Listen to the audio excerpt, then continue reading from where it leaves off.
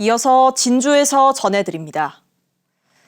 장애아동 15명을 500여 차례 학대한 혐의로 진주의 한 어린이집 보육교사 6명이 재판에 넘겨진 사건과 관련해 검찰이 보육교사와 어린이집 원장에 대한 학대 방조 혐의에 대해 기소하지 않기로 했습니다. 피해 학부모들은 반대하고 있습니다. 박기원 기자입니다. 의자에 앉은 아이의 머리를 때리고 힘껏 밀어낸 보육교사.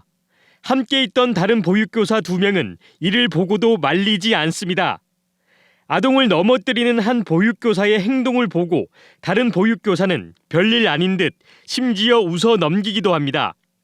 장애아동 15명을 500여 차례에 걸쳐 학대한 혐의로 재판에 넘겨진 보육교사는 모두 6명. 하지만 검찰은 보육교사와 원장에게 적용된 아동학대 방조 혐의는 모두 죄가 없다고 판단했습니다. 검찰의 불기소 결정서를 살펴봤습니다. 검찰은 학대 당시 다른 교사가 이들 옆에 있던 사실은 인정했습니다. 그러나 학대 행위가 순간적으로 발생해 다른 보육교사들이 목격했는지 알 수 없다고 판단했습니다. 검찰은 또 옆에서 학대 정황을 목격했다는 것만으로는 다른 교사의 학대 행위를 용인했다고 보기 어렵다고 판단했습니다. 특히 검찰은 어린이집 원장도 CCTV 확인 전까지 이를 몰랐다는 주장을 받아들여 불기소 처분했습니다. 다른 반 선생님들이 오셔서 학대 장면을 정면으로 보고 있는 게 5분 가까이 넘게 보고 있는 장면도 있어요. 그러면 그것도 방조가 아니라는 게 저희는 이해가 안 가죠. 피해자 측 변호인은 무형적 정신적 방조 행위도 형법상 방조에 해당한다는 판례를 들며 검찰의 판단에 의문을 제기했습니다. 지속적으로 행해진 가해 행위에 대해서 몰랐다, 제지할 수 없었다라고 하는 부분을 방조가 아니라고 판단한 것은 검찰이 잘못한 것이라고 봅니다. 피해 부모들은 항고하기로 했습니다. 또 검찰의 공소 사실에서 교사와 원장이 아동학대 처벌법상 신고 의무를 어긴 사실이 드러났다며 진주시의 추가 행정처분을 요구할 계획입니다. KBS 뉴스 박기원입니다.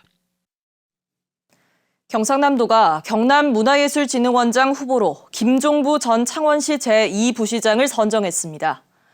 1985년 공직을 시작한 김 전 부시장은 경상남도 문화체육과장, 창원시 제2부시장 등을 역임했으며 지난해 6일 지방선거 당시 통영시장 후보로 출마했습니다.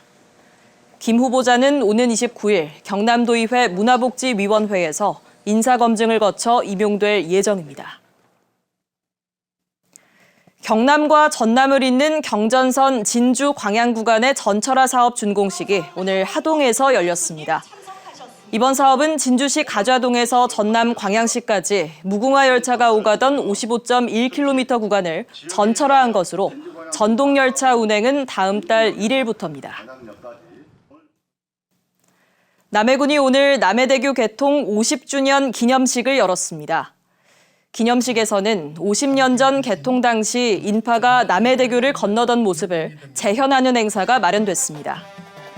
국내에서 가장 오래된 현수교인 남해대교는 50년 동안 남해군 중심 진입로 역할을 해왔고 노량대교 개통에 따라 차량 통행이 줄면서 관광 자원화 사업이 추진되고 있습니다.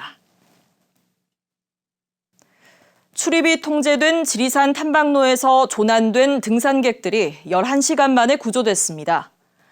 그젯밤 8시쯤 60대 등산객 2명은 천왕봉 인근 능선에서 어둠과 악천 후에 길을 잃어 119에 신고했으며 수색에 나선 국립공원공단과 산악구조대가 어제 오전 7시쯤 이들을 발견했습니다.